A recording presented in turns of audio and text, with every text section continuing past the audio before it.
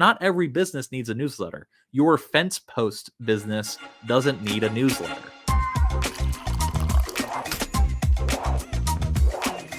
A lot of businesses will pay for that, but like SEO, it's not necessary for every type of business. Another thing that I've noticed is that a lot of businesses that do SEO also do not do email. They're just publishing SEO blogs, but not emailing it to a list. It's one of those things where if you're going to do one, you might as well do both. You might as well like publish these articles on a website as well, on the off chance that you can get a little bit of search traffic later on or links later on. Here, these are what are called space ads. A lot of e-letters are published and they become monetizable because they have these little ads. And if you click this, it takes you to a sales letter page. People on this free list getting these articles, they might not have signed up for advertising, but they might be interested in this, and then they might click on this, and they might be interested to learn more about this, and that's when they buy. And that's the purpose of putting out content like this, getting people to open so that there's an increased chance that they are going to like the person that's speaking, like the business that's speaking to them,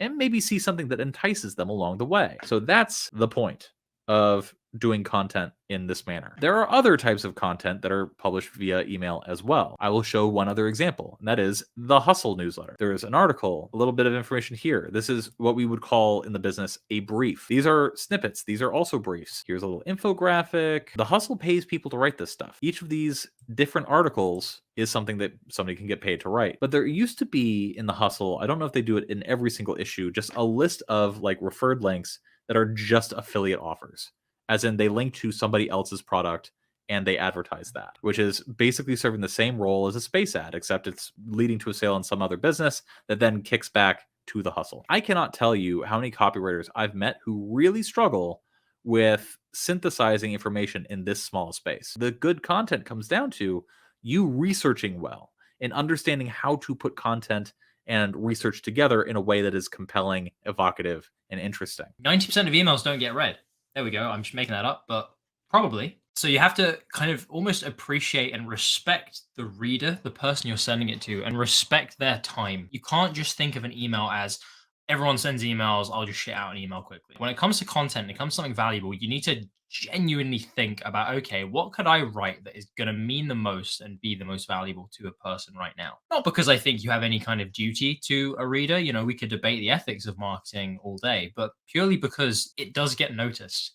And that extra thought does come into it. You just go, you find that deeper why, like what are people thinking, what they're going to be interested in. I've seen intrigue, lateral thoughts like that dominate emails that would have otherwise just have been a really quick, just, oh yeah, just get something out there. Really. The open rates will be a lot higher, the engagement will be a lot higher, and sometimes sales will be even higher. If you try to actually think about what you're sending and respect someone's time by giving them something that's interesting rather than just generic, they'll reward you for it. So I always try to make it as short as possible, no bullshitting, directly to the offer and what do they benefit.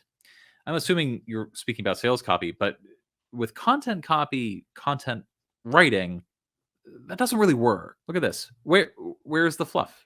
Does any of that qualify as bullshitting? But also, are there any benefits in here? No, and it's not directing to an offer either. So what you think is good copy doesn't work here, because the point is not the same. The point that these people are trying to do is very succinctly describe a larger set of statistics and what's going on with a business. It's designed to entertain, to evoke, to educate, to delight. The goal is different. We're not linking to an offer here. Let's move on then to another type of content, newsletters.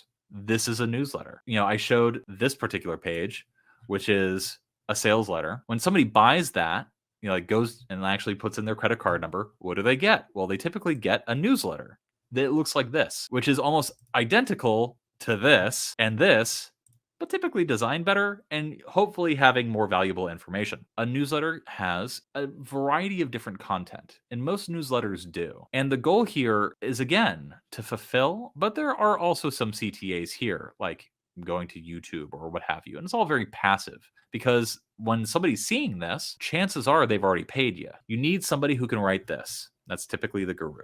You need somebody who can write this and assemble this data. You need to hire somebody who can write this. Oh, look at this, a listicle. Somebody, a managing editor, worked with this person to create this piece of content. Sometimes this author will hire a copywriter to do it for them. One of the issues that a lot of early stage content writers have is that they don't read a lot of content, and so they don't learn how to write good content because they get bored by it. And a lot of copywriters struggle with that too because they need everything to be flashy and punchy and, oh my god, it needs to be an offer with the things and the rhetoric and the stuff. Think about the mind state that somebody is in. Like, what is the world that that person is in? What are the things that they're thinking about? Where do you have to be mentally to click on an article, to search out the kind of information that is being presented in said content? If I'm looking for financial information, if I'm subscribing to a financial newsletter, what does that say about my propensity for receiving certain kinds of information? I'm more likely probably to be receptive to hearing financial terms, to be receptive to conversations about stock trends and analysis and stuff like that, even if it's really boring to someone who would not be.